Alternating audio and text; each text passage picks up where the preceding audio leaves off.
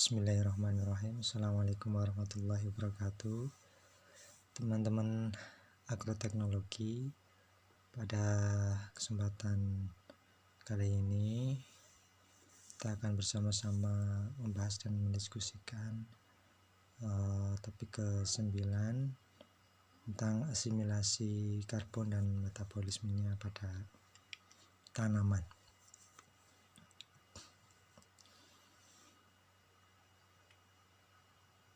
Pada gambar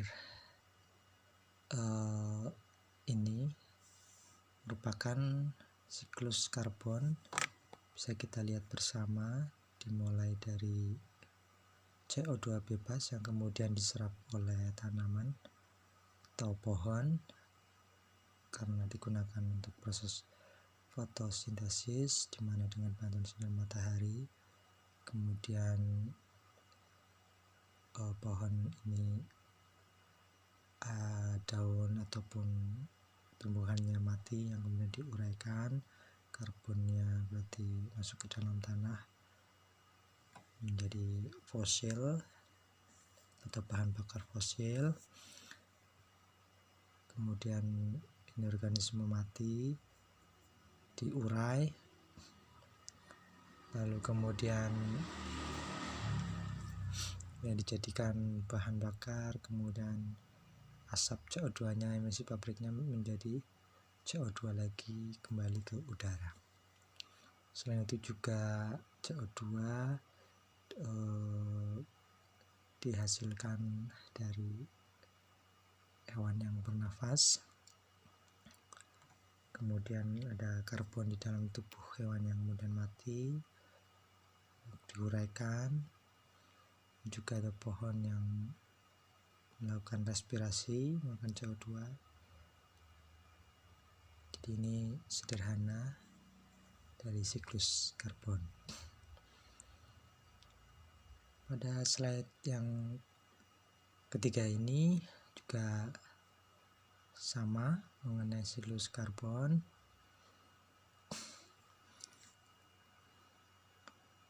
Hanya ini ada pada di perairan. Ya, di perairan ini ada, kita bisa lihat CO2 di udara yang kemudian diserap oleh fitoplankton. Ya, jadi fitoplankton untuk melakukan fotosintesis, kemudian fitoplankton ini dimakan oleh ikan atau paus, ya, kemudian mati menjadi bahan bakar fosil. Setelah fosil ini kemudian dimanfaatkan menjadi minyak bumi. Minyak bumi ini diproses kemudian menghasilkan asap. Asap ini menjadi udara CO2 dilepaskan lagi, ya. Fitoplankton ini juga melepaskan O2, jadi menyerap CO2 dan melepaskan O2. Selain itu juga di aktivitas dari gunung berapi, ya, mengeluarkan asap. Lalu di sisi lain ini hampir sama dengan slide yang sebelumnya, ya, tumbuhan menyerap CO2, mengeluarkan O2, proses fotosintesis, juga respirasi mengeluarkan CO2, kemudian mati, ya, terurai menjadi batu bara dimakan pabrik, ya, untuk industri, ya. Kemudian juga ada tumbuhan yang dimakan oleh hewan ataupun manusia, di mana manusia dan hewan mengeluarkan CO2. Nah, ini siklus CO2. Nah, ini juga sama, ya, masih siklus karbon, ya. Ini dalam skala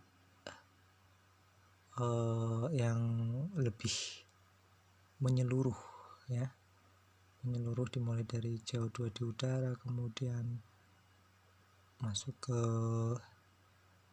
di darat, ya. Di darat ini ada siklus karbon yang skala kecil, ya, tumbuhan, proses fotosintesis, ya, ada dari satu kemudian banyak di daratan ya, kemudian vegetasi yang lain, kemudian ada juga yang kemudian masuk ke dalam perairan ya karena fitoplankton ini, kemudian ada yang menjadi sedimen yang mengendap ya, kemudian diolah oleh industri, asapnya dilepaskan lagi ke udara.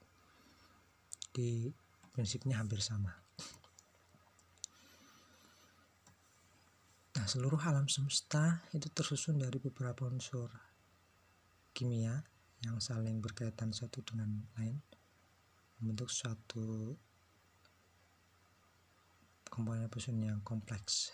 Susunan tersebut tidak hanya terdiri atas satu komponen saja, tapi juga berkaitan dengan unsur atau komponen yang berbeda hingga mencapai keseimbangan. Tidak hanya itu, peristiwa yang di dalam susunan ini tidak terlepas juga dari suatu proses bernama siklus. Seperti yang kita ketahui, jika siklus adalah suatu proses dari awal mula suatu unsur terbentuk, itu kemudian berkembang bahkan berubah bentuk lalu kembali lagi menjadi sebuah unsur seperti pertama kali terbentuk. Ini pengertian dari siklus. Siklus ini menjadi pertanda bahwa segala sesuatu yang di alam ini akan selalu berubah. Perubahan ini sebenarnya dalam rangka menjaga keseimbangan. Macam-macam siklus, diantaranya ada siklus hidrologi air, ada siklus nitrogen, siklus fosfor, siklus belerang, siklus karbon. Yang kita bahas ini siklus karbon. Dan siklus ini akan berulang setiap saat. Karbon itu merupakan salah satu unsur kimia yang terpenting bagi keseluruhan kegiatan makhluk hidup yang tinggal di planet bumi. Tidak hanya kegiatan yang dilakukan setiap makhluk hidup saja yang menghasilkan karbon, makhluk hidup sendiri termasuk manusia memiliki unsur karbon di dalam. Siklus karbon merupakan suatu aliran karbon yang melewati semua bagian dalam sistem planet bumi, baik berupa tumbuhan, hewan, hingga manusia dan proses yang terjadi secara alami. Siklus karbon juga dapat dikatakan sebagai siklus biogeokimia dan terjadi pertukaran karbon pada lapisan biosfer, lapisan kehidupan, lapisan air, hidrosfer, lapisan bumi, geosfer, hingga atmosfer lapisan udara bumi. Selain itu, siklus karbon merupakan suatu siklus penyimpanan dan juga perpindahan unsur karbon yang terjadi antara atmosfer udara, makhluk hidup biosfer, biosfer tanah, serta hidrosfer air. Di dalam siklus karbon terdapat 4 reservoir karbon utama, yaitu atmosfer, biosfer, termasuk freshwater system, dan material non-hayati organik atau karbon tanah, lautan, karbon anorganik terlarut, biota laut hayati dan non-hayati, dan sedimen atau bahan bakar fosil. Semua proses pertukaran karbon tersebut tidak terlepas dari proses fisika, kimia, geologi, hingga biologi. Karbon terbesar berada di atmosfer bumi, yaitu dalam bentuk gas karbon dioksida atau CO2.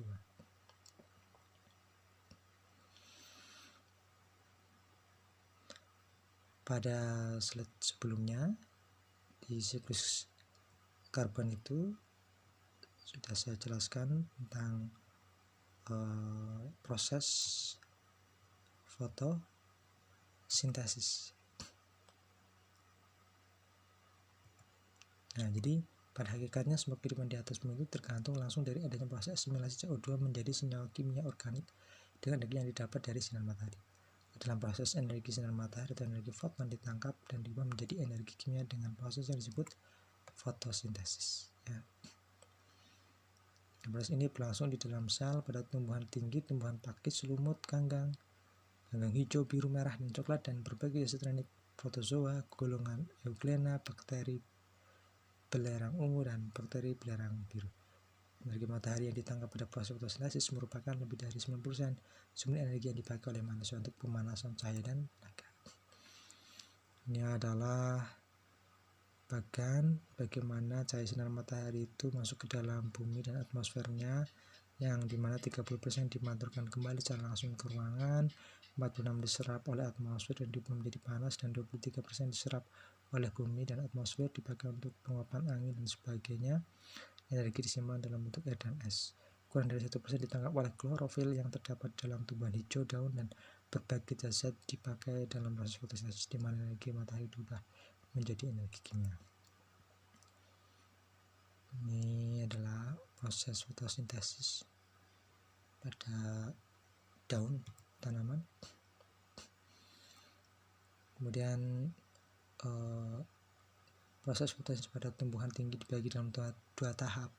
Pada tahap pertama, energi matahari ditangkap oleh pigmen penyerap cahaya dan diubah menjadi bentuk energi kimia, ATP dan senyawa reduksi, NADPH, pasti disebut reaksi terang.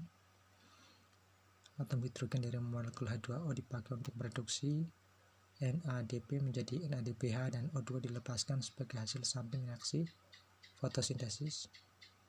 Reaksi ini juga dirangkaikan dengan reaksi endergonik, pembentukan ATP dari ADP plus PI.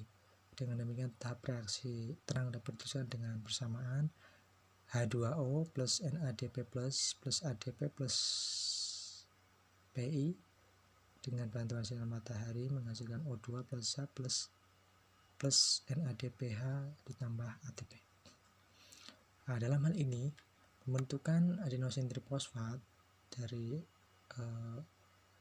ADP, adenosin trifosfat plus PI merupakan suatu mekanisme penyimpanan matahari yang diserap kemudian diubah menjadi bentuk energi kimia. Nah, proses ini disebut fotofosforilasi. Nah, tahap kedua ini disebut tahap reaksi gelap.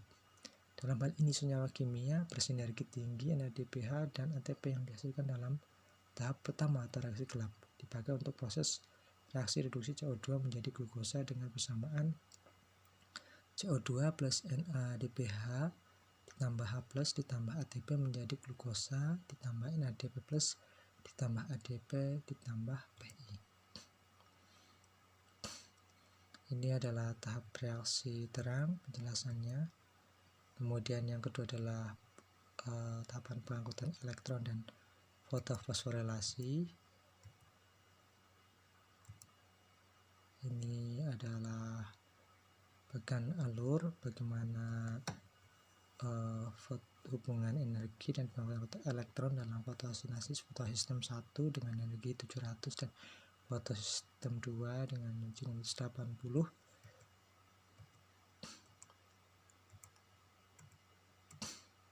Kemudian yang ketiga adalah tahap reaksi gelap cahaya daur Kelvin dengan reaksi-reaksinya. Saya kira demikian untuk penjelasan asimilasi karbon. Tadi proses reaksi gelap dan reaksi terang bisa dibaca untuk lebih detailnya.